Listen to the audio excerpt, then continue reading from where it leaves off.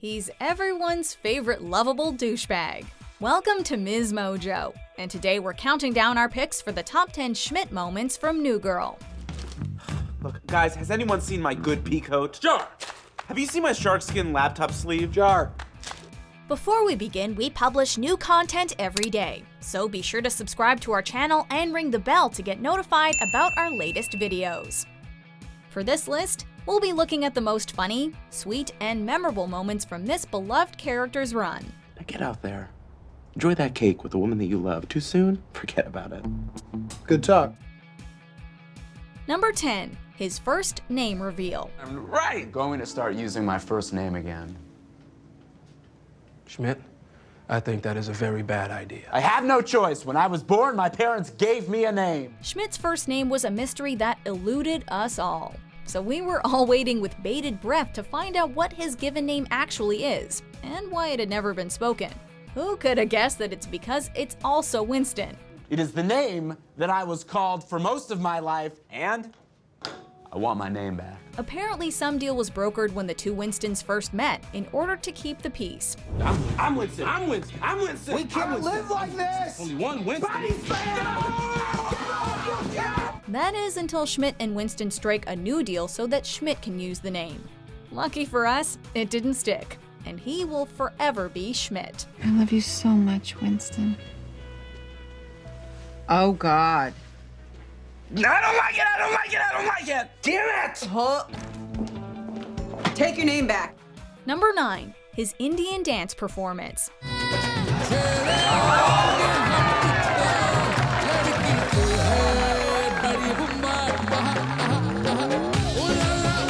Schmidt and Cece ending up together was a long time coming, so their engagement party was just as exciting for fans as it was for the characters themselves. But when Jess invites Cece's mom to the party, she's kind of a bummer. So you're the man who's marrying my daughter. Sure am. No wonder she didn't tell me that she was engaged. Granted, Cece didn't even tell her they were getting married, but her worries that her mom wouldn't give them her blessing turned out to be right. But Schmidt does not take no for an answer. I haven't told my mom that I'm getting married. Okay.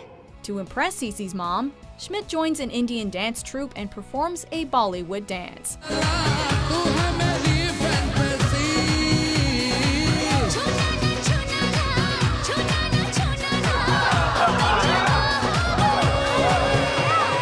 In the end, the dance doesn't change her mind, but it does show just how far he will go to make Cece happy. Number 8. Trying to break up Nick and Jess. I am coming for you. After Cece and Elizabeth find out that Schmidt has been seeing both of them at the same time, he blames Nick and Jess for getting involved and hurting the two women. Though this isn't one of Schmidt's finest moments, who could forget the equally funny and terrifying speech he gives them where he vows his revenge? It'll be when you least expect it, which might be when you most expect it. Still with the remains of the pie Elizabeth smashed into his face all over him, Schmidt swears that he will break them up if it takes him his whole life. And through mind games and sexual manipulation, he almost succeeds. Usually at this point, you're overthinking and anxious and panicky and overthinking and overthinking and distant and nervous and sweaty and overthinking. You're trying to get in my head. It's not gonna work. Who could, man? Look at you. We're not exactly sure what the captain entails, but it sounds horrifying. Do you want a smoothie? What's the captain? Well, it starts off with...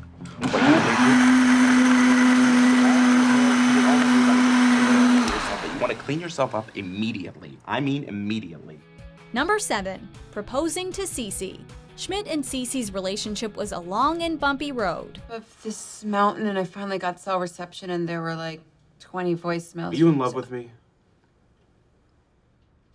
Because I'm in love with you. Schmidt said it himself. After all the screw-ups, he was starting to believe they would never get there. But they always managed to find their way back to each other. I'm in love with you. Really? After failing to make a clean break and get rid of his Cece mementos, and with some meddling from Jess and Winston, they reunite in the loft doorway on their way to find each other. I know this might seem crazy, and Probably a little bit impulsive, but it's not. Not for me. In lieu of a ring, Schmidt proposes with the $5 he just couldn't give up from when they first met, which he had put in the douchebag jar for saying, quote, "Girl, I'm gonna marry you." Celia Perique. Oh God, you're gonna say something stupid, aren't you? Girl, will you marry me? Would you please shut up? I can't hear the answer. Number 6. Giving Nick a lap dance. While trying to win back his stripper girlfriend Angie, Nick gives her a hilarious public lap dance, and she accepts his apology by reciprocating. Is this the last dance? Unsatisfied by Angie's performance, Schmidt pushes her aside, straddles Nick, and shows Angie how it's done. Schmidt's highbrow taste just could not stand for Angie's subpar lap dance. Angie, you're doing it all wrong. Hey, honey, let me just... Even funnier than the dance itself is Schmidt's complete obliviousness to the moment he's ruining. Eye contact. He's completely unconcerned that Nick and Angie are trying to share a romantic moment, and is only worried about her underwhelming techniques. Number 5. Rapping for Nick. Schmidt has always had an intense love for Nick. Nick, I'm so sorry. This is real. Probably your lateral sizer. So when Nick finds out he might have cancer after getting injured during a game of touch football, Schmidt is not shy about expressing that love in probably the most Schmidt way possible. Nick Miller. Almost a lawyer.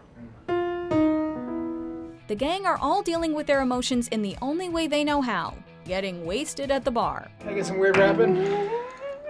Nick Miller from the streets of Chicago, 'cause players play like they do, like they did. On Nick's request, Schmidt freestyle raps an incoherent sad song, made up of poorly strung together lyrics. Inspired by Schmidt's passion, the rest of the gang jumps for a memorable performance. 'Cause the ballers ball in the hood, 'cause he's Chi-Town hustle in the words of the people of the Chicago. Number 4. Giving himself a pep talk. You know what's weird? What do you- I don't find this weird anymore. What's your problem, Nick? How long you been standing there? How much of that did you hear? After months of failing to get over Cece, Schmidt finally realizes that he is in love with her. So he decides to tell her exactly how he feels. Hey, Cece. I know it's unexpected that I'm here. It's because I wanted to tell you something. Being the control freak that he is, Schmidt plans out every word he's going to say to get her back. In preparation, he gives himself an absurd pep talk in the bathroom mirror, practicing his profession of love with some of his most baller vocabulary. You my boo. You my boo, and I've been missing you. I've been missing you oh so long. Thankfully for Schmidt, none of the embarrassing rehearsal made the final speech. Number 3, his rebranding party. Tonight is about one man's functioning penis. I wouldn't say functioning. During a rough patch with Cece, Schmidt has a wild night out with her roommate Nadia, during which, well, she breaks his penis. Oh! Ah! What happened? Oh my God! Why? Oh, what? Oh my God! My penis is having a heart attack. So naturally, when the penis cast finally comes off, he throws a party for himself to celebrate that he's ready to have sex again. But because he's Schmidt, it's not just any party. This one comes complete with shot girls and an oiled-up Schmidt performing fire tricks. Fire. The most dangerous element of all of the elements. Of course, things go downhill when Schmidt realizes he doesn't actually know how to perform fire tricks, and he nearly burns down the bar. But when the theme of your party is danger, what did the guests really expect? Not sure what I'm doing. I'm not actually quite sure how to stop this. This is definitely real fire. I'm very apologetic. I think everyone should leave. Number 2, the douchebag jar montage. $50 in the douchebag jar? Absolutely, man. Why so much? I feel like it should actually be more in the 100, 200 range, so that's a discount. Think about what you did. In an episode centered entirely around why Schmidt has to put $50 in the douchebag jar, the gang holds court, telling the story of exactly what terrible thing he did on his birthday to earn himself the douchebag jar high score. Impressed that he's never broken the $50 mark before, they flash back to some of his worst offenses from the past.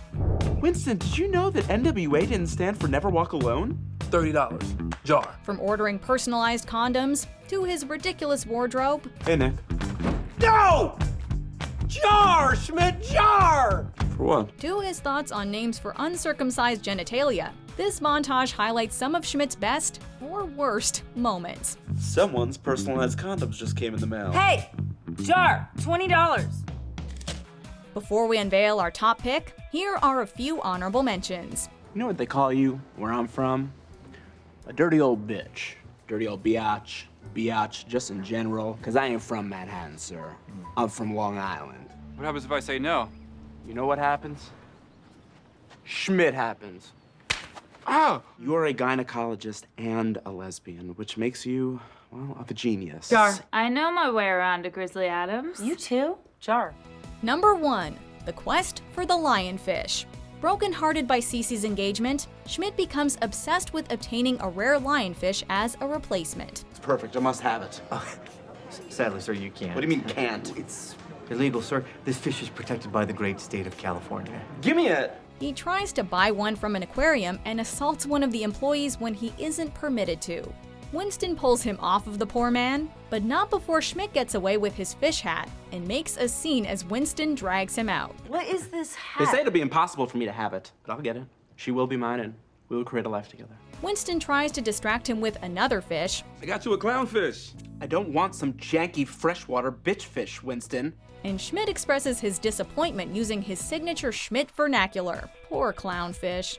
The best part of this whole adventure is that Schmidt doesn't even realize his quest for the lionfish is symbolic of his quest for Cece. Right there, I see something. Lionfish! Son of a... Jellyfish! Jellyfish!